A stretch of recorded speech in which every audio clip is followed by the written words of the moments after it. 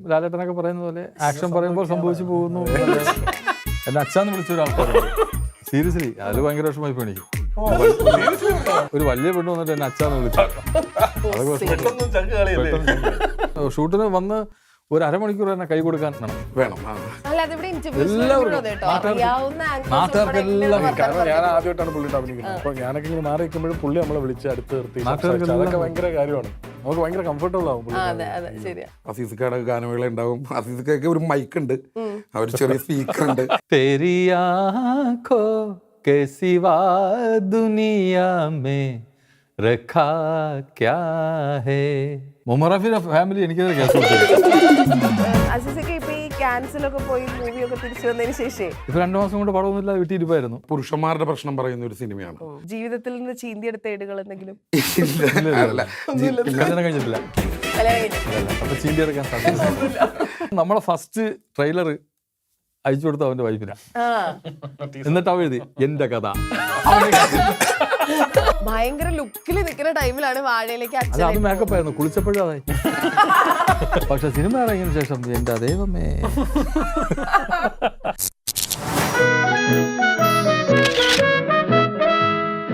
2024 performance സിംഗങ്ങളെ ഒക്കെ കൂടി ചേർത്തിട്ട് ഒരു മലയാള സിനിമ വരുന്നുണ്ട്, ആഭ്യന്തര കുറ്റവാളി. അതിലെ ആ 2 സിംഗങ്ങൾ, കൂട്ടത്തിലുള്ള 2 പേരും ആൻഡ് ഇവരെയൊക്കെ കൂട്ടിലാക്കിയ ആളുണ്ടല്ലോ, ദ മെയിൻ ആള്, ഡയറക്ടറുമാണ് എൻ്റെ കൂടെ ഉള്ളത്. അപ്പോൾ ടീം ആഭ്യന്തര കുറ്റവാളി, welcome to lights camera talk. ഞാനിത് എങ്ങോട്ട് നോക്കണം എന്നുള്ള കൺഫ്യൂഷനിലാണ്. സത്യം. അസിസിക്ക, Anand and director, welcome to lights camera talk.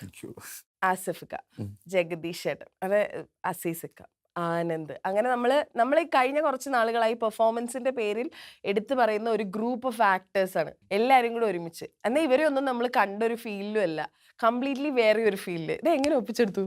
അല്ല, അതൊരു തുടക്കക്കാരൻ എന്നുള്ള രീതിയിൽ എൻ്റെ ഭാഗ്യമായിട്ട് തന്നെ ഞാൻ കാണുന്നു. അതുകൊണ്ട് പറഞ്ഞാൽ ഇപ്പം നിങ്ങൾ തന്നെ പറഞ്ഞ ഞങ്ങളൊക്കെ ഇപ്പം നമ്മുടെ സിനിമയിൽ ഏറ്റവും വൈറലായിട്ട് ഇന്ന് മലയാളം ഇൻഡസ്ട്രി നിൽക്കുന്ന എല്ലാ താരങ്ങളും ഉണ്ട്. നമ്മളെ ഓരോ ക്യാരക്ടറിനും ഇപ്പം ആനന്ദിൻ്റെ ക്യാരക്ടർ യുദാസ് എന്നാണ് പേര്. അപ്പം ആ പേരിൽ ഒരു വലിയ വ്യത്യാസമുണ്ട്. അയാളുടെ ഇനിഷ്യലാണ്, പക്ഷെ എല്ലാവരും അയാളെ യുദാസ് എന്ന് വിളിക്കാറുണ്ട്. യുദാസ് ആണ്. ഉലഹന്നാൻ മകൻ ദാസനാണ് ശരിക്കും, പക്ഷെ യുദാസ് എന്നാണ് പേര്. സ്വഭാവം ആംബുലൻസ് ഡ്രൈവറാണ്, യുദാസിന്റെ അല്ല. അസീസിക്കും അതെ. അസീസിക്കയുടെ പേരെവിടെയും പറയണല്ലോ, അയാളെ ദേശവാസി എന്ന് എല്ലാവരും വിളിക്കാറ്. അപ്പം അല്ല, ക്യാരക്ടറുകളിൽ മാത്രമല്ല പേരിൽ ഞങ്ങൾ ആ ഒരു വ്യത്യസ്തത കൊണ്ടുവന്നുണ്ട്. പറഞ്ഞ പോലെ ഭാഗ്യം തന്നെ. എന്താ പറഞ്ഞ ആനന്ദുണ്ട്, അസീസിക്ക ഉണ്ട്, ആസിഫ് ഇതിൻ്റെ പാക്കപ്പ് പാർട്ടിയുടെ എന്ന് പറഞ്ഞൊരു ഇതുണ്ട്. എൻ്റെ ഏറ്റവും ബെസ്റ്റ് സമയത്താണ് സേതുട്ടി പടം കംപ്ലീറ്റ് ചെയ്തത് എന്നുള്ളത്. ബിക്കോസ് ഞാനൊരു 4 വർഷത്തെ എൻ്റെ എഫേർട്ടാണ് ആഭ്യന്തര കുറ്റവാളി എന്ന് പറയുന്നത്. കാരണം ഇപ്പോൾ ചോദിച്ചില്ല, അതായത് ഇപ്പോൾ ഒരുവിധം ഇൻഡസ്ട്രിയിൽ നിൽക്കുന്ന ആർട്ടിസ്റ്റുകളെല്ലാം സേതുവിൻ്റെ കൂടെ എത്തിയെന്നില്ല. പക്ഷേ സേതു എന്നോടൊക്കെ കഥ പറഞ്ഞിട്ട് 3 വർഷം മുമ്പാണ്. അതായത് നമ്മൾ ഒന്നും അല്ലാതായിരുന്ന സമയത്താണ് സേതു നമ്മൾ ഒന്നും കണ്ണൂർ സ്ക്വാഡോ ജയയൊക്കെ ഇറങ്ങുന്നതിനൊക്കെ മുമ്പാണ് സേതു നമ്മുടെ അടുത്ത് വന്ന് കഥ പറഞ്ഞത്. അപ്പം നമുക്ക് നമ്മളൊന്നും അല്ലാതിരുന്ന സമയത്ത് നമുക്ക് ഒരു ചാൻസ് തരാൻ വേണ്ടി, അതും ഇത്രയും നല്ലൊരു ക്യാരക്ടർ ആസിഫിൻ്റെ കൂടെ തരാൻ കാണിച്ച ആ നല്ല മനസ്സിനെ ഒറ്റയ്ക്ക് പിടിച്ചിരുത്തി.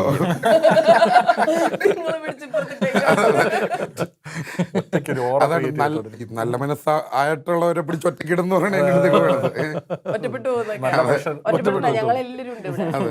നമുക്ക് ഇങ്ങനെ നേർക്ക് നേരെ സംസാരിക്കാമല്ലോ എന്ന് വിചാരിച്ചിട്ടാണ്. നിങ്ങൾക്ക് പരസ്പരം കാണുമ്പോ ഒരു സന്തോഷം. അല്ല, ആനന്ദ് ഞാനും എനിക്ക് തോന്നുന്നു ഞങ്ങളൊരു വെബ് സീരീസ് മാസ്റ്റർ പീസ് ഞാൻ അസോസിയേറ്റ് ആയിരുന്നു. ആനന്ദ് ആക്ടറായിട്ട് അവിടെ എത്തി. അന്നാണ് ആനന്ദിൻ്റെ ഒരു അഭിനയം നമ്മളെ ഏറ്റവും കൂടുതൽ ഭയങ്കര ഫ്ലെക്സിബിളാണ് ആനന്ദ്. അപ്പം ഞാൻ പറഞ്ഞു, ആനന്ദ് ഇങ്ങനെ എൻ്റെ പരിപാടിയിൽ ഇത് ഓണാവാനായിട്ട് ഇരിക്കുന്നുണ്ട്, അപ്പോൾ ഉറപ്പായിട്ടും ആനന്ദിനെ ഞാനൊരു ക്യാരക്ടർ തരും എന്ന് പറഞ്ഞു. അതും ഇതുപോലെ 2 വർഷമല്ല, 2022 തോന്നുന്നു. അപ്പൊ ഇത് എല്ലാവരും, അതായത് അവരൊക്കെ ഈ ഞാനിപ്പോ പറഞ്ഞ പോലെ ഈ പെർഫോമൻസ് സിംഗങ്ങൾ നമ്മൾ പറയുന്നതിന് മുന്നേ ചെന്നതാണ് അവരെടുത്തത് അല്ലേ? അവരുടെ ഏറ്റവും പെർഫോമൻസ് സിംഗങ്ങളായതുകൊണ്ടാണല്ലോ ഈ സമയത്ത് അവർ എത്തിയിരിക്കുന്നത്. ഈ ഫസ്റ്റ് സ്റ്റോറി എന്ന് പറയുമ്പോൾ ഇതിപ്പോ 3 വർഷമായി എന്ന് പറഞ്ഞില്ലേ, 4 വർഷത്തോളമായി എന്ന് പറഞ്ഞില്ലേ സിനിമയായി പുറത്തേക്ക് വരാൻ. ഇതിന്റെ പിന്നിൽ ഈ കഥ നമ്മളിലേക്ക് എത്തുന്നതിന് പുറകില് ഒരു കഥ ഉണ്ടാവുമല്ലോ, അതെന്തായിരുന്നു അത്? ഈ 4 വർഷത്തെ കഥ ഒന്ന് ഷോർട്ടാക്കിയിട്ട് പറയോ? അല്ല, അങ്ങനെയല്ല. ഇതിപ്പം പേര് പറഞ്ഞ പോലെ തന്നെ, അല്ലെങ്കിൽ ഈ സിനിമ എങ്ങനെ വ്യത്യസ്തമാണെന്ന് പറഞ്ഞാൽ അല്പം പുരുഷന്മാരുടെ പ്രശ്നം പറയുന്ന ഒരു സിനിമയാണ്. എന്തുകൊണ്ടാണ് പറഞ്ഞാൽ ആസ് എ ഡയറക്ടർ ഞാൻ ചിലയിടത്തെങ്കിലും ഫേസ് ചെയ്തിരുന്നത് ഇത് നേരെ തിരിച്ചു പറയുവാണെങ്കിൽ കുറെ കൂടെ എളുപ്പമായിരുന്നു എന്ന് ആയിരുന്നേനെ എനിക്ക് സ്ത്രീപക്ഷമായിരുന്നെങ്കിൽ എന്ന് പറയുന്നത്. അപ്പം അത് ഞാൻ എൻ്റെ ഒരു തീരുമാനമായിരുന്നു. എൻ്റെ ഫസ്റ്റ് പടം ആഭ്യന്തര കുറ്റവാളി എന്ന് പറയുന്ന പുരുഷപക്ഷ സിനിമയായിരിക്കണം. ജീവിതത്തിൽ നിന്ന് ചീന്തിയെടുത്ത ഏടുകൾ എന്തെങ്കിലും? കല്യാണം കഴിഞ്ഞിട്ടില്ല. കല്യാണം കഴിഞ്ഞിട്ടില്ല. അല്ല, അപ്പൊ ചീന്തി എടുക്കാൻ സാധ്യത. കല്യാണം കഴിഞ്ഞിട്ടില്ല എന്നല്ല, കല്യാണം കഴിഞ്ഞിട്ടൊരു ഡിവോഴ്സ് ആയതുകൊണ്ട് അങ്ങനെ ഇരുന്നില്ല. അതെ അതെ അതെ. അല്ല, അപ്പം ഇത് നമ്മൾ കാണുന്നതാണ്. ഇപ്പം ഞാൻ ഈ സിനിമയുടെ കഥ ആക്ടേഴ്സ് എന്നുള്ള രീതിയിൽ അസീസ്ക്കായോട് പറയുമ്പോഴാണേലും ആസിഫ് ബ്രോയോട് പറയുമ്പോഴാണേലും ആനന്ദിനോട് പറഞ്ഞപ്പോഴും ഹരീഷ് രാഘവൻ ചേട്ടൻ ഉണ്ടായിരുന്നു. അപ്പം പിന്നെ സിദ്ധാർത്ഥ് ഇവരോടൊക്കെ പറയുമ്പോഴും ജഗദീഷ് ചേട്ടൻ ഇവർക്കൊക്കെ റിലേറ്റ് ചെയ്യാൻ പറ്റുന്ന ഒരു ആഭ്യന്തര കുറ്റവാളി ഉണ്ട് ഇവരുടെ നാട്ടിൽ. എന്തുകൊണ്ടാണ് പറഞ്ഞാൽ നമ്മൾ അത് നിങ്ങൾക്ക് സിനിമ കാണുമ്പോൾ മനസ്സിലാവും. എന്തുകൊണ്ടാണ് പറഞ്ഞാൽ നിങ്ങളുടെ ഗ്രൂപ്പിലോ ഫാമിലിയിലോ ഫ്രണ്ട്സിൻ്റെ സർക്കിളിലോ ആ ഫ്രണ്ട് സർക്കിളിൽ ഒരു സഹദേവനുണ്ടാവും ഉറപ്പായിട്ടും. അതിന്റെ കാരണം എന്ന് വെച്ചാൽ നമ്മളിപ്പം ഈ പറഞ്ഞ പോലെ സ്ത്രീപക്ഷ സിനിമകൾ ഇഷ്ടംപോലെ വന്നിട്ടുണ്ട്. പക്ഷെ നമുക്ക് സ്ത്രീകൾ കാരണം വിഷമഘട്ടം അനുഭവിക്കുന്ന ആണുങ്ങളുടെയും കഥ നമുക്കറിയാം, പേഴ്സണലി നമുക്കറിയാവുന്ന ആൾക്കാരാണ്. അപ്പം അങ്ങനെ ഒരു കഥ ആദ്യമായിട്ട് വരുന്നു എന്നുള്ളത് ഭയങ്കര എക്സൈറ്റ്മെന്റ്. കാരണം നമ്മൾ രണ്ടുപേരും മറ്റേ സ്ത്രീപക്ഷ പടത്തിൽ ഏറ്റവും നല്ല സ്ത്രീപക്ഷ പടത്തിൽ ഒരുമിച്ചുണ്ടായിട്ടുണ്ട്. ജയ ജയ ജയ. ഇപ്പൊ പുരുഷപക്ഷം പറയുന്ന സിനിമയിൽ നമ്മൾ ഒരുമിച്ചുണ്ട്. അത് ഭയങ്കര സന്തോഷമുള്ള കാര്യമാണ്. അപ്പൊ നമ്മൾ രണ്ടും ബാലൻസ് ചെയ്തു പോകുന്നു. ആനന്ദേ, ഈ ബ്രൂണോ ഉണ്ടല്ലോ, ടെറർ ബ്രൂണോ, അത് കഴിഞ്ഞ എന്റെ അമ്മയൊക്കെ കഴിഞ്ഞ ദിവസമാണ് സിനിമ ഉണ്ട്. അപ്പൊ അമ്മ പറയാണ് ഇവനെയൊക്കെ ഉണ്ടല്ലോ അടിച്ചുണ്ടല്ലോ ഇതിനൊക്കെ എന്താ ചെയ്യേണ്ടതെന്ന് അറിയാം, എങ്ങനെയുള്ള സത്യം. അത് പക്ഷെ അങ്ങനെ ഒരുപാട് പേര് ഞാൻ കമന്റ് ഉൾപ്പെടെ അങ്ങനെ കുറെ കണ്ടായിരുന്നു. പക്ഷെ അത് ആക്ച്വലി ഒരു ഭയങ്കര കോംപ്ലിമെന്റ് ആണ് അല്ലെ, ആ ക്യാരക്ടർ അത്രയും രജിസ്റ്റർ ചെയ്തിരുന്നു. എനിക്കറിയാം മഞ്ജു ചേച്ചി, വിക്രം സാറ്, അങ്ങനെ ഒരുപാട് ആൾക്കാര് മെസ്സേജ് വന്നിട്ടുണ്ട്, കോംപ്ലിമെന്റ് പറഞ്ഞിട്ടുണ്ട്, പറഞ്ഞിട്ടുണ്ട്. അങ്ങനെ വന്നിട്ടുണ്ട്, കോംപ്ലിമെന്റ്സ് കിട്ടിയിട്ടുണ്ട്. ഇതില് പെട്ടെന്ന് ഇപ്പൊ ഓർക്കാൻ പറഞ്ഞാൽ ഇങ്ങനെ നമുക്ക് ഉള്ളിൽ നിൽക്കുന്ന ഒരു കോംപ്ലിമെന്റ്, അതായത് കിട്ടിയതിൽ ഭയങ്കര ടച്ച് ചെയ്തൊരു കോംപ്ലിമെന്റ് എന്തായിരുന്നു? അത് ഇന്നലെ ഞാൻ ഇവിടെ ഹോട്ടലിൽ വന്നപ്പോൾ താഴെ കഴിക്കാൻ പോയെന്ന് പറഞ്ഞില്ലേ, അപ്പൊ അവിടെ ഒരാള് പെട്ടെന്ന് വന്നിട്ട് ഒരു മറ്റേ സ്വിഗ്ഗിയൊക്കെ കൊടുന്ന ഒരാളാണ്. പുള്ളി എൻ്റെ അടുത്ത് വന്നിട്ട് ബ്രോ ഭയങ്കര രസമുണ്ടായിരുന്നു, ഞാനായിരുന്നു ബ്രൂണോ, ഞാൻ ഈ പാർട്ടിയിലൊക്കെ ഉണ്ടായിരുന്നു, ഞാൻ എൻ്റെ പെങ്ങളെ കല്യാണം നടത്തിയത് ഭയങ്കര കഷ്ടപ്പെട്ടിട്ടാണ്, അപ്പോൾ എനിക്കത് ഭയങ്കരമായിട്ട് റിലേറ്റ് ചെയ്യാൻ പറ്റി എന്ന് പറഞ്ഞ് പുള്ളിയുടെ കണ്ണൊക്കെ നിറഞ്ഞു. അപ്പോൾ അതാണ് എനിക്ക് ഇതുവരെ കിട്ടിയിട്ടുള്ള ഏറ്റവും ഭയങ്കര, ഈ പറയുമ്പോൾ എനിക്കും കണ്ണ് പറയുന്നുണ്ട്. അത് ആ ഒരു സാധനം അങ്ങനെയൊക്കെ ആൾക്കാർ എന്ന് പറയുമ്പോൾ ഭയങ്കര രസം ഉണ്ടാവുമല്ലോ കേൾക്കാൻ. അതാണ് എനിക്ക് തോന്നുന്നു ഇതുവരെ കേട്ടിട്ടുള്ള ഏറ്റവും മനോഹരമായിട്ടുള്ളൊരു സാധനം. ആൾക്കാർ വന്ന് വഴക്ക് കേട്ടിട്ടുണ്ട് ആരുടെയെങ്കിലും കയ്യിൽ നിന്ന്? കാരണം കമന്റുകളിൽ ഒരുപാട് വഴക്കുണ്ടായിരുന്നു. വഴക്ക് പറയുന്ന നല്ലല്ലോ, ആ ക്യാരക്ടറിന്റെ ഇതാണല്ലോ അത്. ഈ പറയുന്ന പോലെ എല്ലാവർക്കും ഇങ്ങനെ ഒരാളെ അറിയാം, ഈ ബ്രൂണോ എന്നുള്ള ക്യാരക്ടറിനെ എല്ലാവർക്കും അറിയാം. കാരണം നമ്മൾ ഈ വിദ്യാർത്ഥി രാഷ്ട്രീയത്തിലായാലും ഒക്കെ ആയാലും നമ്മൾ കണ്ട് പരിചയപ്പെട്ട കുറെ ആൾക്കാരുണ്ട് ഇതിൻ്റെ അകത്ത്. കുറെ കാലം കഴിഞ്ഞവരെ കാണുമ്പോൾ അവരൊക്കെ വേറെ ഫേസിലായിരിക്കും ജീവിതത്തിന്റെ. അവരൊന്നും അയ്യോ ഇവനായിരുന്നു അത് അന്ന് കിടന്ന് ആക്രമം കാണിച്ചവനായിരുന്നു എന്നൊക്കെ. പിന്നെ വേറൊരു ഘട്ടത്തിൽ കാണുമ്പോൾ അവര് ഭയങ്കര പാവം വന്ന് എന്താ എന്ന് പറഞ്ഞ് തോണ്ടിട്ട് പോയ പോലും ഒന്നുമില്ല എന്ന് പറഞ്ഞിട്ട് പോകുന്ന രീതിയിൽ. അതെ, അങ്ങനെയുള്ളവരെ നമ്മൾ കണ്ടിട്ടുണ്ട്. അപ്പൊ അതിന്റെ ജീവിതപാഠം അതിന്റെയൊക്കെ ഒരു ആകത്തുകയാണ് സത്യം പറഞ്ഞ ബ്രൂണോ എന്നുള്ള സിനിമയിലും കാണിക്കുന്നത്. കാരണം അവസാനം വരുമ്പോൾ മാറുന്ന ഒരു മനുഷ്യനെയാണ് കാണിക്കുന്നത്. അപ്പൊ അതുകൊണ്ടാണ് എനിക്ക് തോന്നുന്നത് എല്ലാവർക്കും റിലേറ്റ് ചെയ്യാൻ പറ്റുന്നതെന്ന് തോന്നുന്നത്. ഇതിപ്പോ അത് റിയൽ ലൈഫ് സ്റ്റോറി ആണല്ലോ, നമ്മുടെ പൊന്മാൻ എന്ന് പറയുന്നത്. അതിലെ റിയൽ ലൈഫ് ബ്രൂണോനെ കണ്ടിട്ടുണ്ടോ? അല്ല, ഇതിൽ എല്ലാവരും പറയുന്നുണ്ട്. ഇടയ്ക്ക് ഒരു പോസ്റ്റൊക്കെ വന്നു, എന്ന് വെച്ചാൽ എന്തുകൊണ്ട് ആരും അന്വേഷിച്ചു പോയില്ല അജേഷിനെ. ഒരു ഈ പറയുന്ന പോലെ ഈ ബ്രൂണോയുടെ രാഷ്ട്രീയമായിട്ട് ബന്ധപ്പെട്ട ഉള്ള പ്രശ്നം കൊണ്ടാണോ അജേഷിനെ ആരും അന്വേഷിക്കാത്തത്, എന്തൊക്കെയായിരിക്കും. അപ്പൊ സത്യം പറഞ്ഞ കഥ ഇതൊരു യഥാർത്ഥ കഥ എന്ന് പറയുന്നത് ഇവരെല്ലാം കൂടെ ഈ ജ്യോതിഷേട്ടൻ, ഡയറക്ടർ, ഈ രാജേഷ് ശർമ്മ ഒക്കെ ഒരു ഗ്രൂപ്പുണ്ട്, മോന്തായ എന്ന് പറഞ്ഞ ഗ്രൂപ്പുണ്ട്. അപ്പൊ അവര് ഒരു കല്യാണത്തിന് വെച്ച് പരിചയപ്പെട്ട ഒരാളാണ് ഈ പറയുന്ന അജേഷ് എന്ന് പറയുന്നത്. അപ്പൊ അവരുമായിട്ട് ഭയങ്കര കമ്പനിയായി, അവരുമായിട്ട് ഭയങ്കര ജെല്ലായി, അവർ ഭയങ്കര ആഘോഷിച്ച് ഈ അന്ന് രാത്രി തന്നെ, കല്യാണത്തിന്റെ അന്ന് രാത്രി തന്നെ അവർ കടപ്പുറത്ത് മറ്റേ ചട്ടിപ്പുറത്തോട്ടം ഒക്കെ പരിപാടി റീലവന്റ് അതിൽ ഇവരൊക്കെ ഉണ്ടായിരുന്നു. അപ്പൊ അതൊക്കെ കഴിഞ്ഞിട്ട് ഇവര് രാത്രി വന്ന് ആസ്വദിച്ച് ഇങ്ങനെ കിടക്കുന്ന സമയത്ത് ആരോ വന്ന് പറഞ്ഞു പെണ്ണ് സ്വർണം കൊണ്ട് പോയെന്ന് പറഞ്ഞു. അപ്പൊ അയ്യോ എന്റെ സ്വർണം പോയെന്ന് പറഞ്ഞ് പുള്ളി പാൻറ്റും എടുത്തിട്ട് ഓടുന്നതാണ് ഇവർ കണ്ട അവസാനത്തെ ഷോട്ട്. അങ്ങനെയാണ് അജേഷിനെ ലാസ്റ്റ് കാണുന്നത്. അതിനുശേഷം പിന്നെ ഉള്ളതെല്ലാം നമ്മുടെ ഇന്ദുവൻ ചേട്ടന്റെ ഇമാജിനേഷനും എഴുതിയതാണ്. അപ്പൊ അതുവരെ ഇത് റിയാലിറ്റി ഉള്ളൂ. അപ്പൊ ഇതിന്റെ അപ്പുറത്തേക്ക് ഒന്നും ഇല്ല സത്യം പറഞ്ഞാൽ. അവരപ്പം മീറ്റ് ചെയ്ത ഒരാളാണ് അജേഷ്. ഞാൻ ചോദിച്ചപ്പോ ഇതിന്റെ അകത്ത് റിയൽ ലൈഫ് ബ്രൂണോ ഉണ്ടല്ലോ, ആ, അതുണ്ടോ? Real life real life character? ഒരു ആങ്ങളെ ഉണ്ടായിരുന്നു, പക്ഷെ അത് ബ്രൂണോ ആയിരുന്നോ എന്നറിയില്ല. അറിയില്ല. അപ്പൊ Okay, റിയൽ അപ്പൊ ലൈഫ് ബ്രൂണോ അറിയില്ല. ഇതില് എന്നാ അവന്റെ യൂദാസിനെ ഫ്രൂണും കുറിച്ച് വിറ്റാൻ ജീവിച്ചു കല്യാണം കഴിപ്പിച്ചത് അതെ, ബ്രൂണോ പറ്റിയെങ്കിലും ജീവിച്ചത്. കല്യാണം കഴിപ്പിച്ചത് യൂദാസിനെ കുറിച്ച് പറയൂ. യൂദാസ് എന്ന് പറയുന്നത് ഒരു ആംബുലൻസ് ഡ്രൈവറാണ്. അപ്പോൾ ഈ പറഞ്ഞ പോലെ നമ്മുടെ ആസിഫ് ഖാൻ ചെയ്യുന്ന സഹദേവന്റെ ക്യാരക്ടറിന്റെ വളരെ അടുത്ത സുഹൃത്തുക്കൾ രണ്ടുപേരാണ്. അപ്പൊ നമ്മൾ വളരെയല്ല രണ്ടുപേരേ ഉള്ളൂ. രണ്ടുപേരേ ഉള്ളൂ പുള്ളിക്ക് സുഹൃത്തുക്കൾ. അപ്പൊ എന്തിനും ആള് ഏതിനും കുറ്റവാളിയാവാൻ കാരണം നിങ്ങളാണോ? ഇൻസ്പിറേഷൻ. അല്ല നമ്മൾ ആ പുള്ളിയുടെ കൂടെ നിൽക്കുന്ന ഒരാളാണ്, സഹായിക്കുന്ന ആളാണ്. ജയജയഹേല് പാരവയ്ക്കും പോലെ അല്ല അല്ല ഇത് ഞങ്ങൾ ആ ടൈപ്പല്ല അത് സാർ. ഞങ്ങൾ ആ type അല്ല. പേരിലേ യൂദാസ് ഉള്ളൂ. ഓക്കെ. ഭയങ്കര നന്മയുള്ള ഒരു മനുഷ്യനാണ്. അസീസിക്ക പറയൂ, ചോദിക്കൂ. ക്യാരക്ടറിനെ കുറിച്ച് പറയൂ. പറഞ്ഞല്ലോ എൻ്റെ ക്യാരക്ടർ ആസിഫിന്റെ ഒരു കൂട്ടുകാരനാണ്. ഇപ്പോൾ നമ്മൾ രണ്ടുപേരേ ഉള്ളൂ സുഹൃത്തുക്കളായിട്ട്. കാരണം നമ്മളോട് തന്നെയാണ് എപ്പോഴും. മതിയല്ലോ. ഇങ്ങനെ രണ്ടുപേരും പക്ഷെ അവന്റെ നന്മകൾ കാണാം. പക്ഷെ സുഹൃത്തുക്കൾ എന്ന് ഉദ്ദേശിച്ചാൽ അവനെ വഴിയാധാരമാക്കുന്ന സുഹൃത്തുക്കളല്ല, അവന്റെ നന്മകൾ കാണാൻ വേണ്ടി മാത്രം ആഗ്രഹിക്കുന്ന അവന്റെ കൂടെ. എന്നാൽ പോലും നമ്മുടെ ഇപ്പൊ ഞാൻ സേതുവിന്റെ പറയും, ഇത് ഒരു പുരുഷപക്ഷം പറയുന്ന ഒരു സിനിമയാണ് എന്ന് നമ്മൾ സിനിമ അഭിനയിച്ച് വന്ന് ഡബ് സമയത്ത് വന്നപ്പോഴാണ് ഞാൻ സേതു ഇത് കോമഡിയാണ്. അപ്പൊ സത്യം പറഞ്ഞാൽ നമ്മൾ പടം അഭിനയിച്ച സമയത്ത് ഫുൾ സീരിയസ്, അത് നമ്മളെ ജയജയഹെ പോലത്തെ ഒരു ഫൺ സിനിമ അല്ല. ഇത് പക്ക പൊളിറ്റിക്സ് പറയുന്ന ഒരു സീരിയസ് സിനിമയാണ്. പക്ഷെ നമ്മൾ ഡബ് ചെയ്യാൻ നേരത്താണ് എന്തൊക്കെയോ എവിടെയൊക്കെയോ ചെറിയ കുഞ്ഞു കുഞ്ഞു ഹ്യൂമറൊക്കെ വന്ന് ഇത് കൊള്ളാലട ഞാൻ പറയുന്നുണ്ട്. നിങ്ങൾ സീരിയസ് ആയി ചെയ്ത ചെറിയ കുഞ്ഞു തമാശകൾ. അപ്പൊ നമ്മുടെ പോർഷൻസിലൊക്കെ ചെറിയൊരു കുഞ്ഞു ചിരി കിട്ടാൻ സാധ്യത ഉണ്ട്. അത് ജനങ്ങൾ ഏറ്റെടുത്താൽ ദൈവാനുഗ്രഹം കൊണ്ട്. നമ്മുടെ സുഹൃത്തുക്കൾ എന്ന് പറയുന്നത് നമ്മളിപ്പോൾ റിയൽ ലൈഫിൽ സുഹൃത്തുക്കൾ എന്താണ്, എത്ര ബാഡ് സിറ്റുവേഷനിൽ വന്നിരുന്നാലും ഭയങ്കര അവൻ വലിയ വിഷമൊക്കെ ആയിരിക്കും പറയണത്. അപ്പൊ നമ്മൾ പക്ഷെ താറ്റുമല്ലോ, നമ്മൾ കളിയാക്കി ഇടയ്ക്കിടയ്ക്ക് സുഹൃത്ത്. ആ സുഹൃത്തുക്കളാണ് നമ്മൾ. പുള്ളി വന്നിരുന്ന് നമ്മളടുത്ത് വിഷമം പറയുമ്പോഴും നമ്മൾ ചുമ്മാ കളിയൊക്കെ കേൾക്കും. പക്ഷെ ഒരു പ്രശ്നം വരുമ്പോൾ കൂടെയൊക്കെ നിൽക്കും, അതൊക്കെ വേറെ കാര്യം. പക്ഷെ ഇങ്ങനെയുള്ള കൂട്ടുകാരാണ്, നല്ല സ്നേഹബന്ധമുള്ള സുഹൃത്തുക്കളാണ്. രണ്ടുപേരും കൂടെ ലാസ്റ്റ് ചെയ്തത് ആക്ച്വലി ജയജയഹ അല്ലേ, ഒരുമിച്ച് ചെയ്തത്? നമ്മൾ ഒരുമിച്ച് അല്ലേ? നമ്മൾ ഒരുപാട് ചിരിച്ചത് ജയജയഹ കണ്ടിട്ടാണല്ലോ. നിങ്ങൾ രണ്ടുപേരുടെ കോമ്പോനേക്കാൾ കൂടുതൽ നിങ്ങൾ രണ്ടുപേരും സ്ക്രീനിൽ കണ്ടിട്ട് നമ്മൾ എൻജോയ് ചെയ്തിട്ടുള്ള ജയജയഹ ആണല്ലോ. നിങ്ങൾക്ക് ഓർമ്മയുള്ള ഒരു ബിഹൈൻഡ് ദ സ്ക്രീൻ എന്തെങ്കിലും ഒരു മൊമെന്റ് പറയോ ജയജയഹയുടെ? അയ്യോ, നിങ്ങൾ ഒരുപാട് ചിരിച്ചത് അത് മറന്നു എന്നൊക്കെ. നമ്മൾ ഒരുപാട് ചിരിച്ചത് ക്രിക്കറ്റ് കളി തന്നെയായിരുന്നു. അതൊക്കെ തന്നെയാണ്, അത് ഇഷ്ടംപോലെ പറഞ്ഞിട്ടുണ്ട്, കുറെ ഉണ്ട്, അത് ഇഷ്ടംപോലെ ഉണ്ട്. അല്ലാതെ വേറെ പ്രത്യേകം അതൊന്നുമില്ല. ഞാനേ ഈ അസീസൊക്കെ ആക്ച്വലി നല്ല ട്രിമ്മായി ഫോട്ടോഷൂട്ടൊക്കെ ചെയ്ത് വൻ ലുക്കിൽ നിൽക്കുന്ന സമയത്താണ് വാഴ എന്ന് പറഞ്ഞിട്ടൊരു സിനിമ വരുന്നത്.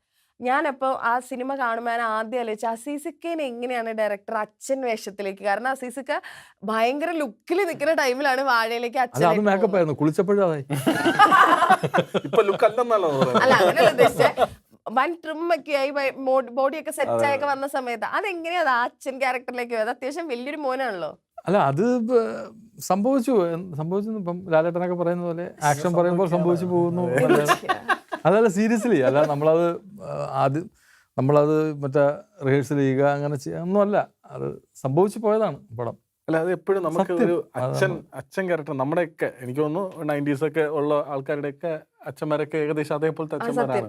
അപ്പൊ ഒരിക്കലും പുള്ളി കെട്ടിപ്പിടിക്കുകയോ ഒരച്ഛൻ കെട്ടിപ്പിടിക്കുകയോ തോളത്ത് കൈയിടുക എന്നൊക്കെ പറയുന്നത് നമുക്ക് ഉണ്ടാക്കുന്ന ഒരു സന്തോഷം വേറൊരു സാധനമാണ്. അത് ആ കല്യാണത്തിന്റെ ആ സീനിൽ അവസാനം വന്ന് ചേർത്ത് നിർത്തുന്നത് അയ്യോ വല്ലാത്തൊരു എന്റെ ഇപ്പോൾ പറയുമ്പോഴും എനിക്ക് ആ ഫീൽ ചെയ്യുന്നു. അല്ല അത് നമ്മുടെ സിനിമ ഷൂട്ട് നടക്കുന്ന സമയത്ത് ഇപ്പൊ 2 ക്യാരവാനുണ്ട്. അപ്പൊ അച്ഛന്മാരെല്ലാം ഒരു ക്യാരവാൻ, മക്കളെല്ലാം വേറൊരു ക്യാരവാനല്ല. പക്ഷെ നമ്മൾ രാവിലെ കാണുമ്പോൾ മോർണിംഗ് സിജു, മോർണിംഗ് ജമന മോർണിംഗ് ഇത്രയോ അല്ല, അവരുമായിട്ട് യാതൊരു നമ്മൾ ഷൂട്ട് കഴിഞ്ഞിട്ട് റൂമിൽ വന്ന് മറ്റേ കൂട്ടുകൂടുകയോ സംസാരിക്കുകയോ ഒരു പരിപാടിയില്ല.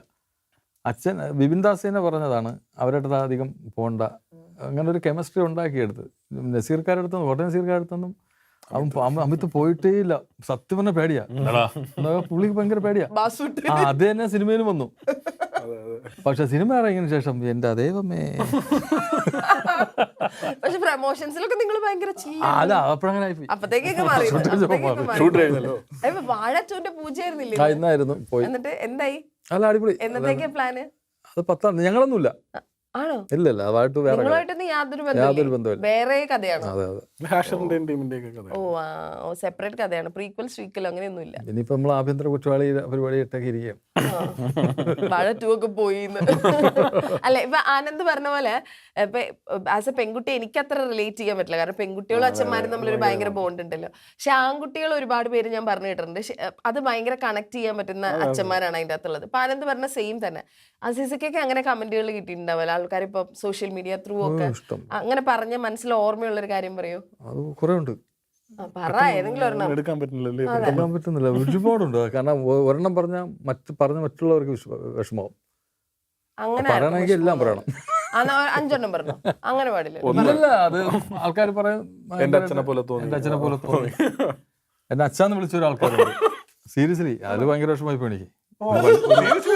ഒരു വലിയ പെണ്ണ് വന്നിട്ട് എന്നെ അച്ഛാന്ന് വിളിച്ചു. അതൊക്കെ വിഷമം. എന്റെ അച്ഛനെ പോലും എന്റെ പപ്പയെ പോലും എന്നൊക്കെ പറഞ്ഞിട്ടുണ്ട്. അത് പിന്നെ എനിക്ക് ഏറ്റവും വലിയ മൊമെന്റ് എന്ന് പറഞ്ഞാൽ സിജുവിന്റെ അമ്മ എന്നെ കണ്ടുകൊണ്ട് കരഞ്ഞു. അതെനിക്ക് ഭയങ്കര ഒരു സംഭവമായി പോയി. കാരണം അവർ ഭയങ്കര ഫീലായിപ്പോയി ആ സീനൊക്കെ കണ്ടപ്പോൾ. അതൊക്കെ തന്നെയാണ് ഏറ്റവും വലിയ അവാർഡ് കിട്ടുന്നതിനേക്കാളും ചെയ്തൊരു സാധനം. അസിസക്ക് ഈ പറയുമ്പോൾ ഇപ്പൊ ആഭ്യന്തര കുറ്റവാളിയിൽ നമ്മൾ ആദ്യം പറഞ്ഞ പോലെ ജഗദീഷ് ചേട്ടൻ, ഇപ്പൊ ആസിക്ക, ഈ ജഗദീഷ് ചേട്ടൻ എന്നൊക്കെ പറഞ്ഞ ഇപ്പൊ ഹരിശ്രീ അശോകൻ ചേട്ടൻ, ഇതൊക്കെ വെറ്ററൻ ആക്ടേഴ്സ് ആണല്ലോ മലയാളത്തിലെ. ഇപ്പൊ ഇവര് ഈ നമ്മള് ബിഹൈൻഡ് ദ സ്ക്രീൻ നിങ്ങൾ ഒരുമിച്ചിരിക്കുമ്പോൾ നിങ്ങൾ പറയുന്ന കുറെ കഥകൾ ഉണ്ടാവില്ലേ, ഇവര് പറയുന്ന കാര്യങ്ങൾ എങ്ങനെ ഉണ്ടായിരുന്നു? ഇത് ഇത്രയും സീനിയർ ആക്ടേഴ്സിന്റെ കൂടെ ഒക്കെ വർക്ക് ചെയ്യുമ്പോൾ അത് ഏറ്റവും നമ്മളവിടെ കഥ പറയണ്ട, ഏറ്റവും കൂടുതൽ കഥയും കൊണ്ട് വന്ന ആളാണ് ആസിഫ്. ആസിഫ് സംസാരിച്ച് തുടങ്ങിയുണ്ടല്ലോ, പിന്നെ നമ്മൾ സംസാരിക്കേണ്ട കാര്യമില്ല. പക്ഷെ ഭയങ്കരമായിട്ട് ഞാൻ മനസ്സിലാക്കുന്നത് ആസിഫിന്റെ സ്വഭാവം എന്ന് പറഞ്ഞാൽ, ആസിഫ് ഒരു കാര്യം പറയുന്നുണ്ടെങ്കിൽ തന്നെ അല്ലെങ്കിൽ ഒന്നും ചെയ്യുന്നുണ്ട്, അത് ഭയങ്കരമായിട്ട് ആസ്വദിച്ചാണ്. ഇതിപ്പോ ഒരു കഥ നടന്ന കഥ കുറിച്ച് പറയുന്നുണ്ടെങ്കിൽ അവൻ ഭയങ്കരമായിട്ട് ആസ്വദിച്ച് തന്നെ പറയും. അഭിനയിക്കുമ്പോൾ ആള് വേറെയാ, ഒരു കളിയില്ല, ഒരു ചിരിയില്ല. അല്ലേ, ആ ഒരു സാധനം പറഞ്ഞ് മനസ്സിലാക്കൂടെ? അല്ല, ആസിഫ് ബ്രോ ലൊക്കേഷനിൽ ഭയങ്കര പോസിറ്റീവ് വൈബാണ്. ഭയങ്കര ക്യാരക്ടറിനെ പറ്റി പഠിച്ച് ആദ്യം നമ്മൾ ഒരു ഡേ സ്റ്റാർട്ട് ചെയ്യുമ്പോൾ ആസിഫ് ബ്രോ വന്ന നമ്മൾ ക്യാരവാനിൽ ചെന്ന് അന്ന് എടുക്കുന്ന സീൻ, അതിൻ്റെ ഇമോഷൻ ഞാൻ എന്തായിരിക്കും അപ്പോൾ ചെയ്യുന്നത്, അങ്ങനെ ഫുൾ റെഡി ആയിട്ടാണ് വരുള്ളൂ. വരുമ്പോൾ സഹദേവനാണ്. അതെനിക്ക് തോന്നുന്നു ആസിഫ് ബ്രോ ഒരു 15 ദിവസം ഈ സിനിമയുടെ ഷൂട്ട് തുടങ്ങുന്നതിന് ഒരു 15 ദിവസം മുമ്പ് ഈ ഗെറ്റപ്പ് പിടിച്ച്, അതായത് നമ്മുടെ മേക്കപ്പ് മാൻ വന്ന് ചെയ്യുന്നതിന് മുമ്പ് തന്നെ ഞാൻ ഏകദേശം സ്കെച്ച് പറഞ്ഞിട്ടുണ്ടായിരുന്നു. കുറെ കാലത്തിന് ശേഷം മീശയൊക്കെ ഒന്ന് ട്രിം ചെയ്തിട്ട് ഇങ്ങനെയൊരു ഗെറ്റപ്പ് ഭയങ്കര ഇതായി പോടാ. ഇല്ല, ഇതാണ് ഭയങ്കര ലുക്കാണിത്, ക്യൂട്ടാണിത്. ഒരു 15 ദിവസം മുമ്പ് ആസിഫ് ബ്രോ ഈ ഒരു ലുക്ക് പിടിച്ചു. പിന്നെ അവിടെ വന്ന് എനിക്ക് തോന്നുന്നു പുള്ളിയുടെ മേക്കപ്പ് മാൻ ഉണ്ട് കൂടെ. അപ്പം 15 ദിവസം സഹദേവനായിട്ട് ജീവിച്ചിട്ടാണ് വരുന്നത് ലൊക്കേഷനിലേക്ക് തന്നെ. ഇത് ഫസ്റ്റ് പ്രിഫറൻസ് ആസിഫിക്ക് തന്നെയായിരുന്നു? അതെ, ഉറപ്പായിട്ടും. അത് ഇപ്പൊ ഇപ്പം ഞാൻ ഈ ഒരു കഥ എഴുതുമ്പോഴും എന്നെ ഏറ്റവും കൂടുതൽ ഇൻഫ്ലുവൻസ് ചെയ്ത് പറ്റണം കെട്ടിയോളാണ്ട മാല. അതായത് ആസിഫ് ആള് പെട്ടെന്നൊരു 360 ഡിഗ്രി ചേഞ്ച് ചെയ്തിട്ടാണ് സ്ലീവാച്ചൻ ഒരു ക്യാരക്ടറായിട്ട് നമ്മുടെ ഫ്രണ്ട് വരുന്നത്. അപ്പോൾ അതുവരെയുള്ള ആസിഫിനെ അല്ല നമ്മൾ സ്ലീവാച്ചനായിട്ട് കണ്ടപ്പോൾ അയാളുടെ ഒരു ആ വീട്ടിൽ നിന്ന് ആദ്യത്തെ എല്ലാ പരിപാടിയും പാളിക്കഴിഞ്ഞിട്ട് ഇറങ്ങി പോകുമ്പോൾ ഒരു നടപ്പൊക്കെ ഉണ്ട്. ഞാൻ ഈ സിനിമ എങ്ങനെയോ എഴുതിക്കൊണ്ടിരുന്ന സമയത്ത് തന്നെ ആസിഫ് തന്നെയായിരുന്നു എൻ്റെ മനസ്സിൽ. ഞാൻ പറഞ്ഞല്ലോ കെട്ടിയോളാണ്ട മാലാഖയൊക്കെ പോലെ അതിലൊരു പൊളിറ്റിക്സ് സംസാരിക്കുന്നുണ്ട്. അപ്പം ആസിഫ് എന്ന് പറഞ്ഞ ഒരാളെ അതുവരെ കണ്ട ആളായിട്ടല്ല നമ്മൾ സ്ലീവാച്ചിനെ കാണുമ്പം ഒരു 360 ഡിഗ്രി ചേഞ്ചും പരിപാടി ഉണ്ട് ആസിഫിന്. അപ്പം ഞാൻ ഈ കഥ പറയുമ്പോഴും ഇതിൽ ആസിഫിനെ എനിക്ക് എസ്പെഷ്യലി താങ്ക് ചെയ്യണം. എന്തുകൊണ്ടാണ് പറഞ്ഞാൽ ഒരു പുരുഷപക്ഷം പറയുക എന്ന് പറയുമ്പോൾ പേടിക്കുന്ന സമൂഹത്തിൽ അത് ഞാൻ ചെയ്യാളാ എന്ന് പറയാനൊരു ധൈര്യം വേണം. അത് ആസിഫിനുണ്ട്. ആസിഫിൻ്റെ സപ്പോർട്ട് ഭയങ്കരമായിട്ടുണ്ടായിരുന്നു. ഈ 4 വർഷം ഞാൻ ഈ പ്രോജക്റ്റ് ലൈവായിട്ട് നിന്നതിൽ ഒരാൾ ആസിഫാണ്. ആസിഫിൻ്റെ ഒരു സപ്പോർട്ട് തന്നെയാണ് അതിൽ വന്നത്. പിന്നെ ലൊക്കേഷനിൽ വന്നു കഴിഞ്ഞാൽ ഭയങ്കര വൈബാണ് ആള്. എന്താ പറയുക, എല്ലാവരെയും പോയി കാണും, കൈ കൊടുത്ത് ഭയങ്കര ചില്ലായി അത്രയും കൂളാക്കിയിട്ടാണ് ഷൂട്ടിന് വന്ന് ഒരു അരമണിക്കൂർ തന്നെ കൈ കൊടുക്കാൻ വേണം. കാരണം ഞാൻ ആദ്യമായിട്ടാണ് പുള്ളിയുടെ അഭിനയിക്കുന്നത്. അപ്പൊ ഞാനൊക്കെ ഇങ്ങനെ മാറി നിൽക്കുമ്പോഴും പുള്ളി നമ്മളെ വിളിച്ച് അടുത്ത് നിർത്തി അതൊക്കെ ഭയങ്കര കാര്യമാണ്. നമുക്ക് ഭയങ്കര കംഫർട്ടബിൾ ആവും. ഇവൻ ഷൂട്ട് കഴിഞ്ഞിട്ട് ഞങ്ങൾ റൂമിലെത്തി കഴിഞ്ഞ് കഴിഞ്ഞാൽ എല്ലാവരും കൂടെ ഏതെങ്കിലും ഒരു റൂമിൽ കൂടും, വട്ടം കൂടും. അസീസിക്കയുടെ ഗാനമേള ഉണ്ടാവും. അസീസിക്കൊക്കെ ഒരു മൈക്ക് ഉണ്ട്, അവർ ചെറിയ സ്പീക്കർ ഉണ്ട്. ഞാൻ ആദ്യമായിട്ട് ഇന്നുണ്ടോ മെഷീൻ? ഉണ്ടാവും ബാഗില്, അതില്ലാണ്ട് പോകില്ല. ഒന്നും കൂടെ നിർബന്ധിച്ചാൽ ബാഗ് ഉണ്ടാവും. ക്രൗൺ പ്ലാസ് ആയതുകൊണ്ട് ഞാൻ കൊള്ളുന്നില്ല, ശബ്ദം വെച്ച പുറത്താക്കും. അതുകൊണ്ട് അല്ലെ ഈ ഒച്ച നോക്കണ്ട, അസല് ഗായകനാണ്. അതായത് അസീസിക്ക നല്ലോണം പാടുന്ന ഒരു പാട്ട് പറ സർ. എന്നിട്ട് പടത്തിൽ പാടില്ല. ഫസ്റ്റ് ഹിന്ദി പാട്ട് ഹിന്ദി പാട്ട് തേരിയാങ്കോ. ശരിയാക്കോ. അയ്യോ പാട്. അല്ല അത് ഇത് ഇത് കഴിഞ്ഞിട്ട് അല്ലല്ല, പ്ലീസ് പ്ലീസ് പ്ലീസ്. അത് നിരോധിച്ച് ആസിഫ് ഖാൻ. അല്ല പാട്ട് നിരോധിച്ച് കാണാൻ ഇനി പാടാ ഇവിടെ മാത്രമേ ഉള്ളൂ. അത് പാടണം കേട്ടോ. ഇത് കഴിഞ്ഞിട്ട് സ്റ്റോറി 40 ഇന്റർവ്യൂ സാറ് കണ്ടിന്യൂ ചെയ്യും. ഇത് കഴിയുമ്പോ നമ്മള് ഇല്ല ഇല്ല ഇല്ല. അസീസിക്കായൊക്കെ നമ്മൾ ഓർക്കുമ്പോൾ മിമിക്രി ആർട്ടിസ്റ്റ് ആയിട്ടാണ് ആദ്യം ഇറങ്ങിയത്. അത് എനിക്ക് സിനിമ വന്നു. അപ്പോൾ അസീസിക്കായൊക്കെ നമുക്ക് അറിയാം നേരത്തെ. എനിക്ക് തോന്നുന്നു കോമഡി ഷോ പരിപാടികളിൽ ഞാൻ ഇന്നും കണ്ടുകൊണ്ടിരുന്ന ഒരെണ്ണം ഇവരുടെ ട്രൂപ്പിൻ്റെ ആയിരുന്നു. അപ്പോൾ ഭയങ്കര രസമാണ്. അപ്പം റൂമിൽ വന്നു കഴിഞ്ഞാൽ കുറച്ച് നേരം ഞങ്ങളൊക്കെ വട്ടം കൂടി ഇരുന്ന് കഴിയുമ്പോഴത്തേക്കും പയ്യെ ബാഗ് തുറന്ന് സ്പീക്കർ എടുത്ത് പുറത്ത് വയ്ക്കും. ഒരു കുഞ്ഞു മൈക്കുണ്ട്. ചില ദിവസങ്ങളൊക്കെ എനിക്ക് തോന്നുന്നു ഒരു 12:30-1 മണി വരെ നിർത്താണ്ട് പാടിക്കൊണ്ടിരിക്കുകയുള്ളു. പക്ഷെ എന്നാൽ ചിലപ്പം ഞങ്ങൾ ഈ തെരിയാക്കവും പാടുമ്പോൾ ലൈറ്റ് ഓഫ് ചെയ്യും.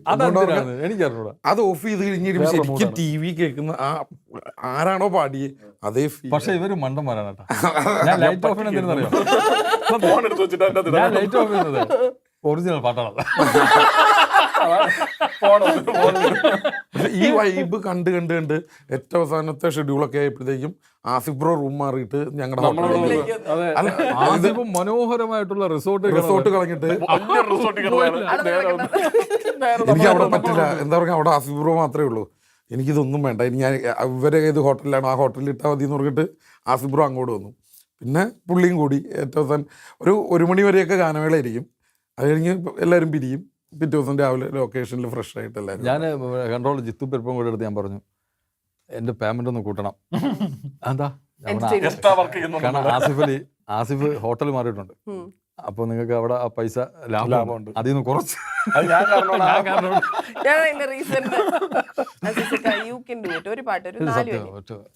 പാട്ട് എനിക്കാണ് തൊണ്ടയ്ക്ക് പ്രശ്നം. കഷ്ടമുണ്ട്. പറ നിങ്ങൾ ഒരു പാട്ട് പാടി കുറ.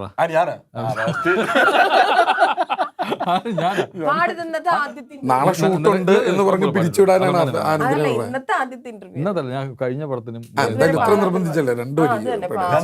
എന്തിനാണ് പാട്ട് പാടാൻ അറിയുന്നവരെടുത്ത് പാട്ട് പാടാൻ പാട്. ആഭ്യന്തര കുറ്റാളി മറന്നുപോയി. അടുത്ത ക്വസ്റ്റിലേക്ക് എന്തായാലും തന്നെ വരും. ഏത് ആ പാട്ട് തന്നെ പഠിക്കും. തേരിയാൻ കൊയ്യോ എന്നെ കൊല്ലും ആൾക്കാർ. ഇല്ല ഇല്ല, അത് കുഴപ്പമില്ല. കുഴപ്പമില്ല. അത് പാടി പാടി ചത്ത് കിടക്കുക. മറ്റേ പാട്ട് പാടിയാലോ? പണ്ട് സ്മ്യൂളില് മൊമറാഫിയുടെ ഫാമിലി എനിക്കെതിരെ കേസ് കൊടുത്തിരിക്കുക. സത്യം. എന്നാലും ഞാൻ പാടാല്ലേ.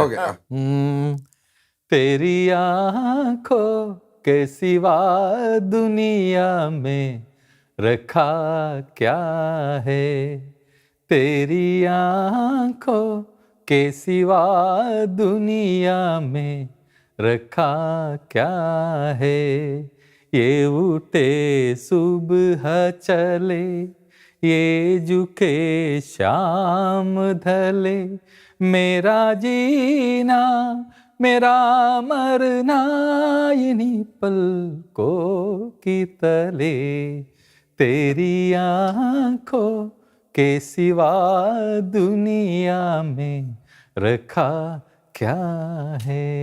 अरे वाह, കണ്ടാ അതെന്താണ് സീൻ. ഇപ്പൊ ജയ ജയ ഹേ കണ്ടിട്ടാണ് പൊന്മാലിലേക്ക് വിളിക്കുന്നത്. ജയ ജയ ഹേയിലെ ഒരു സീക്വൻസ് ഉണ്ട്. അതുപോലെ യൂദാസ് ആവാനുള്ള റീസൺ ഏത് സിനിമയായിരുന്നു? മറ്റേ നമ്മുടെ മാസ്റ്റർ പീസ്. മാസ്റ്റർ പീസില് ഒരു കോഴി ആയിട്ടാണ് ആനന്ദ്. അതായത് ഏത് പെണ്ണിനെ കണ്ടാലും അതിന്റെ പുറകെ പോകും എന്ന് പറഞ്ഞത് എന്തോ അത് ഭയങ്കര രസമായിട്ട് ജീവിക്കാൻ ആഗ്രഹമുള്ള അത് ജീവിച്ചതല്ല സംഭവം. ക്യാമറ ഓൺ ചെയ്ത് വെച്ചിട്ട് ഇവനെ അങ്ങ് വിട്ട് അഴിച്ചു വിട്ടു. അല്ല നമ്മൾ റിയൽ ലൈഫിൽ കോഴി അല്ലാത്തതുകൊണ്ട് ഈ പറഞ്ഞ പോലെ നമുക്ക് ജീവിക്കാൻ ആഗ്രഹമുള്ള ഒരു ജീവിതമായിരുന്നല്ലോ, അതെങ്ങനെയാണെന്ന് അറിയണമെന്നുകൊണ്ട് നമ്മൾ എക്സ്പ്ലോർ ചെയ്യുന്നത്. അതെ അതെ. ഇപ്പൊ അത് എക്സ്പ്ലോർ ചെയ്തപ്പോ ജീവിതം മാറി. ഇപ്പൊ അത് കണ്ടിന്യൂ ചെയ്യാം. ഇപ്പൊ ആഭ്യന്തര കുറ്റവാളിയുടെ ടീസറിന്റെ പാട്ടിന്റെ ഒക്കെ താഴത്ത് ഒരുപാട് കോമൺ ആയിട്ട് വന്നിട്ടുള്ള ഒരു കമന്റ് ഉണ്ട്. അതായത് കുത്ത്, കൊല, ത്രില്ലർ, ഈ സാധനങ്ങളൊക്കെ മടുത്തു, ഇങ്ങനത്തെ സിനിമകളൊക്കെ കാണാൻ വെയിറ്റ് ചെയ്യാണ് ഞങ്ങൾ. ആക്ച്വലി ഡയറക്ടറുടെ ഉദ്ദേശം അതായിരുന്നു. അതായത് ഭയങ്കര സിമ്പിൾ അങ്ങനെ ഒരു മൂവി അല്ല, മനഃപൂർവ്വം കുത്തും കൊലയും ഒഴിവാക്കിയതല്ല, പക്ഷെ ഈ സിനിമയ്ക്ക് അതിന്റെ ആവശ്യമില്ല. അതായത് ഇത് എന്താ പറയുക, ഒരു 90s കിഡാണ് ശരിക്കും പറഞ്ഞ സഹദേവൻ. അത് അയാളുടെ ആഗ്രഹങ്ങൾ, അയാളുടെ സ്വപ്നങ്ങൾ, വളരെ സാധാരണക്കാരനായിട്ട് ഒരാൾ. അതുകൊണ്ട് പറഞ്ഞാൽ അയാൾ അധികം ആളുകളുടെ അടുത്ത് പോലും 2 കൂട്ടുകാർ, വീട്ടിലെ അച്ഛനമ്മ, ജോലി, പെങ്ങള്, ഇങ്ങനെ കുറച്ച് അങ്ങനെ നിൽക്കുന്ന ഒരാളുടെ ലൈഫിൽ പെട്ടെന്ന് വരുന്ന മാറ്റങ്ങളാണ് ഈ സിനിമ സംസാരിക്കുന്നത്. അതായത് അയാളത് ക്ഷണിച്ചു വരുത്തിയതല്ല, ഏതോ ഒരു മൊമെന്റിൽ അയാൾ പോലും അറിയാണ്ട് അയാളുടെ ലൈഫിൽ ആ മാറ്റം വരുന്നതാണ്. അപ്പം അയാൾ അതിനെ എങ്ങനെ നേരിടുന്നു എന്ന് പറയുന്നതാണ് സിനിമ പറയുന്നത്. അയാൾ ആകെ ചെയ്യുന്ന ഒരു പ്രശ്നം കല്യാണം കഴിക്കുന്നതേ ഉള്ളൂ. അതൊരു പ്രശ്നമാണ്. അതാണ് ഇതിന്റെ അല്ല, അത് ഇന്നത്തെ കാലത്ത് അത് എവിടെയൊക്കെയോ ചിലർക്കെങ്കിലും, എല്ലാവർക്കും ഇല്ല, ചിലർക്കെങ്കിലും അതൊരു പ്രശ്നമായി വരുന്നുണ്ട്. അല്ല, ചിലർക്കല്ല. നമ്മുടെ കൺമുൻപിൽ തന്നെ നമ്മൾ ഞാൻ സേതുവിൻ്റെ അടുത്ത് ഇടയ്ക്ക് നമ്മൾ സംസാരിക്കുമ്പോൾ പറയും, നമ്മൾ നമ്മുടെ സുഹൃത്തുക്കളുടെ കാര്യങ്ങളൊക്കെ നമ്മൾ അറിയുമ്പോൾ ഏകദേശം നമ്മുടെ ഈ സിനിമയായിട്ടൊക്കെ ഭയങ്കര സാമ്യമുണ്ട്. ഞാനല്ല, നമ്മൾ ഇടയ്ക്കിടയ്ക്ക് സംസാരിക്കാറുണ്ട്. അതാ ഞാൻ പറഞ്ഞത്, എവിടേക്കോ കുറെ അഡ്ജസ്റ്റ്മെന്റ് ജീവിതം കണ്ട് ഇറങ്ങി കഴിയുമ്പോൾ സഹദേവനെ നിങ്ങളുടെ കൂടെ തന്നെ കണ്ടിട്ടുള്ള ഒരാളായിട്ട് നാട്ടിലോ നിങ്ങളുടെ ഫ്രണ്ട് സർക്കിളിലോ അല്ലെങ്കിൽ ഫാമിലിയിലോ ഒരു സഹദേവനുണ്ട് ഇന്നത്തെ കാലത്ത്. ചിലപ്പോൾ കുടുംബത്തിൽ തന്നെ കാണും. ആണുങ്ങളുടെ പ്രശ്നം എപ്പോഴും നമ്മൾ സപ്രസ് ചെയ്യുമല്ലോ, അത് എപ്പോഴും അങ്ങനെ പുറത്തു വരില്ലല്ലോ. ഇപ്പോൾ ഇപ്പം ഒരു കല്യാണം കഴിഞ്ഞതിന് ശേഷം ഒരാണിൻ്റെ ജീവിതത്തിലാണ് കൂടുതൽ പ്രശ്നങ്ങൾ ഉണ്ടാകുന്നത്, സ്ത്രീ കാരണം ഉണ്ടാകുന്നതാണെങ്കിൽ അത് അങ്ങനെ അങ്ങ് അറിയുന്നില്ലല്ലോ, സ്ത്രീകളുടെ ജീവിതത്തിൽ സംഭവിക്കുന്ന പോലെ അറിയുന്നില്ല എന്നാണ് എനിക്ക് തോന്നിയിട്ടുള്ളത്. അതിൻ്റെ ക്ലൈമാക്സോടനുബന്ധിച്ച് വരുമ്പോൾ ഒരു സീനുണ്ട്. ആ സീനിൽ നിങ്ങൾക്ക് എന്താണെന്ന്, പുരുഷന്മാരുടെ പ്രശ്നങ്ങൾ എന്താണെന്ന് അത് കൃത്യമായിട്ട് നിങ്ങൾ മനസ്സിലാക്കും. അതിനകത്ത് ജഗദീഷ് ചേട്ടൻ വക്കീലാണ്. ജഗദീഷ് ചേട്ടൻ്റെ ഒരു എക്സ്പ്രഷൻ ഒക്കെ ഉണ്ട്. ജഗദീഷ് ചേട്ടന്റെ ലുക്ക് തന്നെ കേട്ടോ, ചെവിയിൽ അല്ല, ഒരു ഇത്തിരി ആരഗന്റ് ആയിട്ടുള്ള ഒരു അഡ്വക്കേറ്റ് ആണ്. അപ്പം എങ്ങനെ ജഗദീഷ് ചേട്ടൻ ഇതുവരെ ചെയ്യാത്തൊരു റോളാണ്. അപ്പം അതെങ്ങനെ ചെയ്യിക്കണം എന്നുള്ള ഒരു പരിപാടിയായിരുന്നു. ഞാൻ ആകെ ജഗദീഷ് ചേട്ടനോട് ആദ്യം തന്നെ പറഞ്ഞത്, ചേട്ടാ ചിരിക്കാൻ ഞാൻ സമ്മതിക്കില്ല എന്തായാലും. ഇല്ല, ഒരു മാക്സിമം ചിരി ഇതേ ഉള്ളൂ, അതാണ് മാക്സിമം. പല്ല് പോലും കാണിക്കില്ല. അപ്പം എനിക്ക് തോന്നുന്നു അതും വേറൊരു രീതിയിലായിട്ട് വന്നു. അതുകൊണ്ട് തന്നെ ആ ക്യാരക്ടർ പിന്നെ ഭാഗ്യം. ഞാൻ ഈ പറഞ്ഞ പോലെ നേരത്തെ ജഗദീഷ് ഏട്ടൻ, ഹരിശ്രീ, വിജയകുമാർ ഏട്ടൻ, ഇവരുടെയൊക്കെ ഇവർ ഇത്രയും എക്സ്പീരിയൻസ് ഉള്ള ആക്ടേഴ്സ്. ഇന്നലെ ഞങ്ങൾ ഇങ്ങോട്ട് കൊണ്ടുപോയി, ഞാനും ആനന്ദം പറഞ്ഞു. അപ്പോൾ വിജയകുമാർ ഏട്ടനൊക്കെ ഇപ്പോൾ ഡെയിലി നമ്മൾ ഈ പടം കഴിഞ്ഞ ശേഷം എന്നെ ഏറ്റവും കൂടുതൽ വിളിക്കുന്ന ഒരു ആക്ടർ എന്ന് പറഞ്ഞാൽ വിജയകുമാർ ഏട്ടനാണ്. അപ്പോൾ അത് എപ്പോഴും വിളിച്ച് ഇന്റർവ്യൂ തൊട്ട് മുമ്പ്. അപ്പോൾ നമ്മളൊരു സീനിൽ, ഞാൻ ആസിഫും കൂടെ ഉള്ള ഒരു സീനിൽ, പുള്ളിയും അഡ്വക്കേറ്റാണ്. പുള്ളി ഇരിക്കുമ്പോൾ ആ ഡയലോഗ് വായിച്ചുകൊണ്ടിരിക്കുന്നു. അപ്പോൾ അതിനകത്ത് കുറേ ഇംഗ്ലീഷ് സംഭവങ്ങളുണ്ട്. അപ്പം പുള്ളി പറഞ്ഞു, ഒന്ന് ഇട്ട് തരണേ, ആ ഇംഗ്ലീഷ് വരുമ്പോൾ ഒന്ന് ഇട്ട് തരണേ എന്ന് പറഞ്ഞു. അപ്പോൾ കുഴപ്പമില്ല എന്ന് പറഞ്ഞു. അപ്പം എന്ന് പറഞ്ഞേ ഉള്ളൂ, പക്ഷേ ഇംഗ്ലീഷ് ഇട്ടും കൊടുത്തില്ല, ഒന്നും ചെയ്തില്ല. പക്ഷെ പുള്ളി ചെയ്യുന്ന ആ വേരിയേഷനും, പിന്നെ അതിനുശേഷം ഞാൻ ഡബിന് പോയപ്പോൾ ഞാൻ ആ സീൻ എടുത്തിട്ട് നോക്കിയപ്പോഴല്ലേ, അവരൊക്കെ തെളിഞ്ഞ ലെജൻഡുകളാണ്. അപ്പം എനിക്കൊക്കെ കൊതിയായി പോയി. അപ്പം ആ രീതി, ഇംഗ്ലീഷ് പറയുന്ന രീതി, പുള്ളി അവിടെ തിങ്സ് ഇടുന്ന രീതി, ഇതൊക്കെ ഉണ്ടല്ലോ ഭയങ്കര രസകരമായിട്ട് ഉഗ്ര ആക്ട്രസ് ആണ് സത്യം. അത് നമ്മൾ ഭയങ്കര സീനിയേഴ്സ് ആയിട്ടുള്ള ഒരുപാട്, ഇപ്പൊ മമ്മൂക്ക ഉൾപ്പെടെ ഒരുപാട് വെറ്ററൻ ആക്ടേഴ്സിന്റെ സീനുകൾ കാണുമ്പോൾ നമ്മൾ അങ്ങനെ അന്തം വിട്ട് പോകുന്ന സിറ്റുവേഷൻസ് ഉണ്ടാവുമല്ലോ. നമ്മുടെ ആക്ട് കണ്ടിട്ടേ, നമ്മൾ അഭിനയിച്ചപ്പോൾ ഡബ് ചെയ്യാൻ പോകുമ്പോഴാണെങ്കിലും ചിലത് കാണുമ്പോൾ ഓക്കെ കൊള്ളാട്ടോ, ചെയ്തത് നന്നായിട്ട്, ഒരിക്കലും ഇല്ല കുറച്ചും കൂടെ നന്നാക്കിയാൽ മതി എന്ന് ആലോചിച്ചിട്ടുണ്ട്. സത്യം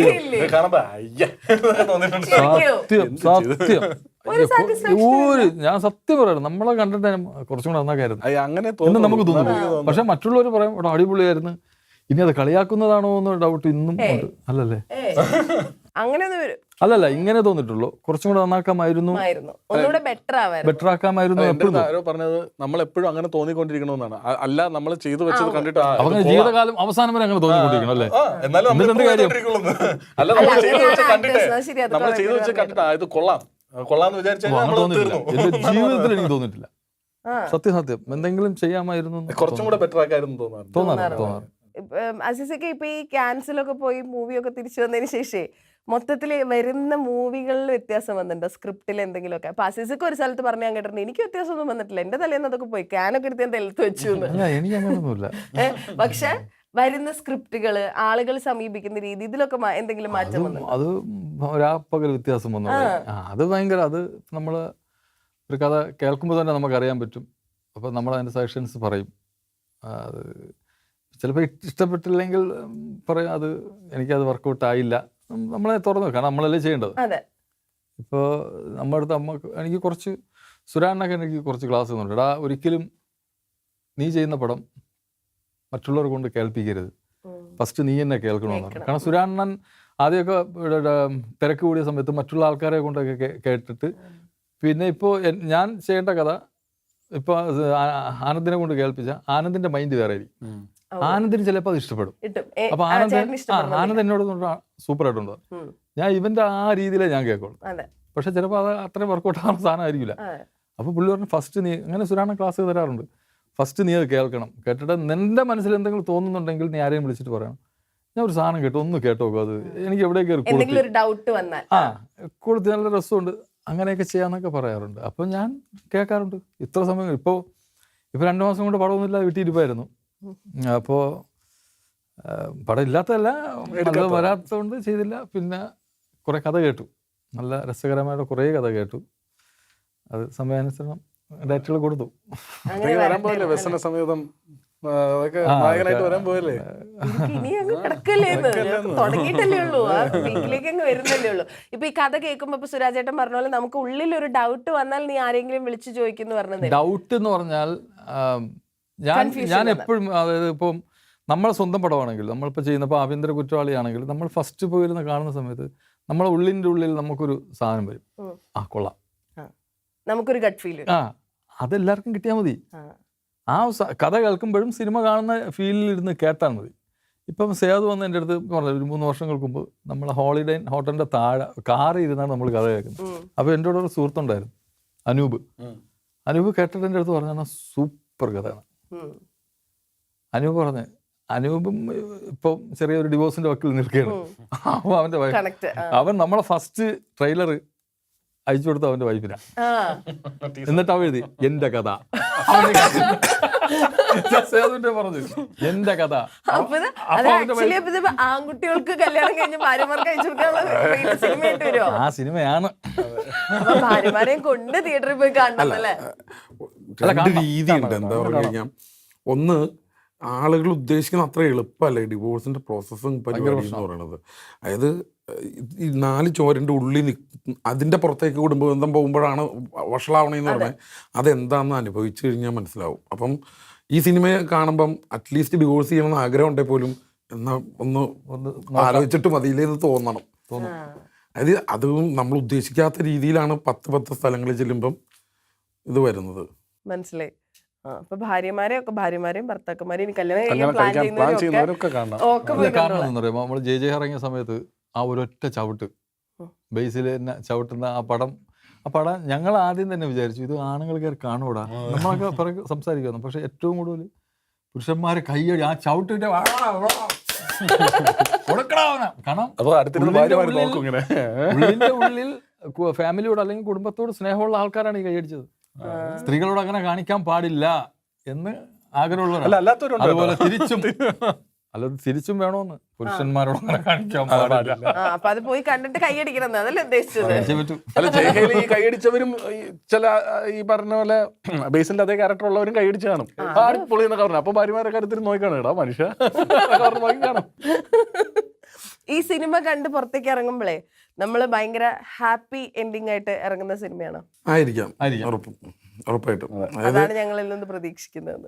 അല്ല, ഉറപ്പായിട്ടും. അതിപ്പോൾ അന്ന് പറഞ്ഞ പോലെ തന്നെ ഞാനും ആ കമൻറ്റ് വായിച്ചായിരുന്നു.